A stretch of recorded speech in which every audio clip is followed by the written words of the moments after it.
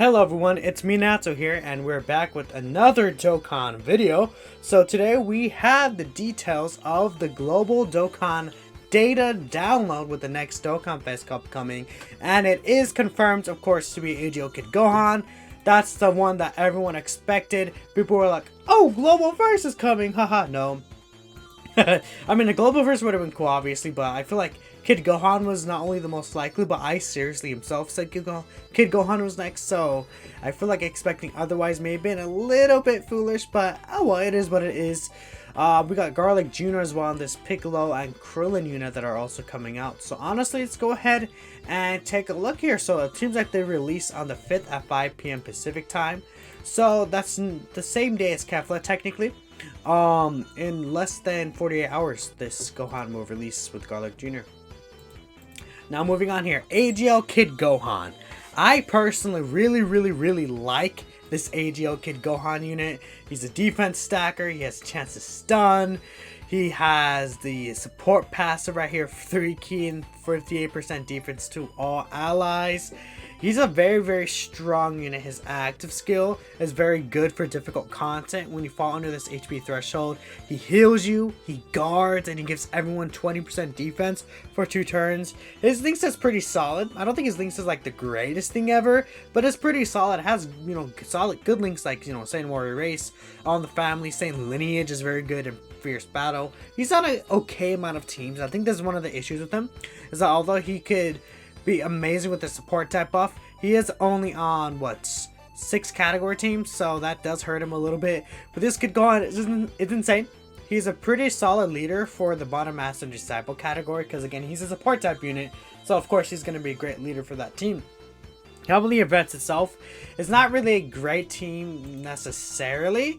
Heavenly Events did get some buffs, like, you know, STR Super Vegeta right there, the buff Trunks is Easy A's, and I believe that's pretty much it. I mean, this guy, he could honestly Easy A fairly soon, given that the Transformer Goku and Frieza also got Easy A's recently. You know, Garlic Jr. also in this category, but it's not really a great category, to be honest. If I was gonna say skip or summon on Gohan, actually I should bring up his banner on the side right here. If I do it, let me see if I can find his banner, and I did find it right here. So this is his banner right here. On Global, they might not have Super Saiyan 4 Gogeta. We'll have to wait and see. His banner is not really that great though. Like, these first 3 units are great, but then like in future Gohan's kind of meh now. Piccolo's good, but he's old and he's been featured on a lot of banners at this point. 13's solid, but again, same with Piccolo. Then Turles is kind of bad now. So it's like these 4, you look at them and you're like, eh, like they're no like 2020, 2021. Like, these are all units that came out in like 2019 and before. Yeah, literally all of these units came out in 2019 except Turles was 2018, right? I believe, yeah, 2018. These are all 2019 Dokkanfest, and then a 2018 Dokkanfest. And then it's like Gogeta is kind of aging a little for me. Like, he's good still. He's really good. Don't get my words crossed up. He's still a very good unit, but it's like, I don't know. I feel like this is a banner that you definitely could skip. Honestly, just the units on there is not enough to warrant a worth summon. But if you really like this Kid Gohan unit, go for it. You know, at the end, it's your stones, whatever you want to do. But I feel like, even though this Kid Gohan is still very powerful, his banner sucks, which is why I would recommend not summoning. Garlic Jr. is very powerful as well. He's a very strong, extreme class, 3 key, 40% attack and defense support. He's on a nice amount of villain teams. He helps bring these villain teams together so much. He has Big Bad Bosses, Thirst for Conquest, Fierce Battle, Metamorphosis, Nightmare. Like, these are very good links, except for Mnemonic Way sucks. But like all the rest of these links, like 6 of his links, are very good. Stacking attack doesn't really matter, and this is, I never found to be that great. But he's a very bad boy. This Garlic Jr. is pretty disgustingly good for a banner unit. Like, this is so stupid. Like, this is an insane ability to give Garlic Jr. And even then, he recovers 10% HP at the end of turn, and he does heal with Metamorphosis as well. So he has a solid amount of HP recovery. This Garlic Jr. is very good, but again, the banner sucks. I would just recommend letting him come to you. Eventually he will come to you, and we've been getting a ton of extreme class units that support recently. In fact, STR Rosé's EZA, who knows when we can get that one. That could be upcoming soon. He's another extreme class support. Though I will say the Scarlet Jr. is pretty stupid. And if you want to summon from them again, go for it, but I wouldn't recommend it. This Piccolo Gohan is a free-to-play unit that will fully release on part 2. So in part 1, you're only going to get this Piccolo right here, which, you know, who cares? He's going to awaken, obviously, to this guy. These guys are pretty solid, actually. They're definitely made to work with the AGL Kid Gohan. They give it Heavenly Support type buff, which is Heavenly Events, I mean support type buff, which is pretty good. 3 key and 30% attack and defense is not bad at all. They can foresee super attacks when there's a Gohan in the same turn. So like reasonably they're a solid unit. They're just free to play, so their stats are low. And it's like they're good, but they're not like great. I would recommend obviously farming them up though, because you never know. They are free to play Heavenly Events category leader as well. So yeah, overall these guys are solid for sure. I just think that one issue is that they don't share any links with Kid Gohan, but they want to be on rotation with Kid Gohan. Although they both support each other, I feel like it would have been smarter to have them link better with the Kid Gohan. But that's just me. Global is actually getting Dokkanfest tickets for Kid Gohan. Now we don't know if that's gonna be like, say, the like 30 like pool with the guaranteed feature units, if it's gonna be like a 10 pool or something like that. We'll have to wait and see until it's actually in game. But yeah, that's pretty good. Honestly, Dokkanfest tickets are always a nice thing for Global to have. You know, if you're a spending player in Global, take advantage of these global advantages. These tickets can be very, very good, given that it's a good pack, of course. We also have the Great Ape Easy 8 Event Edition on Global, so we have all the details as well. So let's go ahead and talk about these 3 Easy A Great Apes. Actually, I want to see if the wiki actually would have them up as well. So I don't know if the wiki has it up already, because it looks better on the wiki than DBZ Space. But let me double check. Let's say Physical Kid Goku. Is this Easy up already? No, it's not. Okay, that's fine. Let's take a look here. So this is Raditz right here. Actually, at the very least, I can look at their stats here.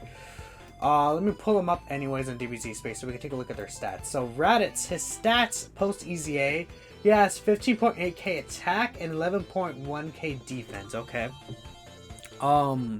So post Easy A, Double Sunday Extreme, he greatly raises attack and defense for 1 turn to cause extreme damage. That's a very, very good super attack effect. 50% raise, I will gladly take a 50% raise, dude. That's very good. Okay, his leader skills, all types key 4 and 50%. That's interesting. I thought this would go to key 3 and 70%. I mean, the key 4 is going to be really good for like, oh, I'm adjusting my chair, it got annoying. So yeah, his key 4 is actually going to be really good for, you know, these, what's the word? These, the Extreme Z areas. But I feel like I might have preferred the stats better. I don't know, it's whatever. It doesn't really matter in the long scheme of things, I guess you could say, but yeah. His passive skill. Now he gets attack and defense plus 80% at the start of turn. He gets an additional attack and defense plus 15% per key sphere obtained. He gets an additional 80% attack when performing a super attack if his HP is 80% or less. Then he turns into a Great Ape when the conditions are met. Now actually, I don't think we have his Great Ape form. Do we? Could I go to this and can we see what his looks Great Ape form? No, it doesn't look like we could see what he looks like when he's actually a Great Ape. I'll keep a look right there on the side of Twitter to see if anyone posts the actual Great Ape form. But it doesn't look like we have those details at the moment anyways. Let me double check. I don't see, and no, I don't see anything with the Great Ape form from like Luca Dokkan or something like that. So, interesting. I wonder if they're going to have any differences from the original Great Ape. But at least Raditz pre-awakening looks pretty solid, or at least pre-Great Ape form. It looks very, very good. This is going to be a very, very powerful ability for him to get, especially if you're able to get him a lot of key spheres. This is going to be disgusting. he still has a solid attack stat, you know, 15.8k attack. It's pretty good. And not even counting any skill ups or anything. So this is going to be very, very powerful for him.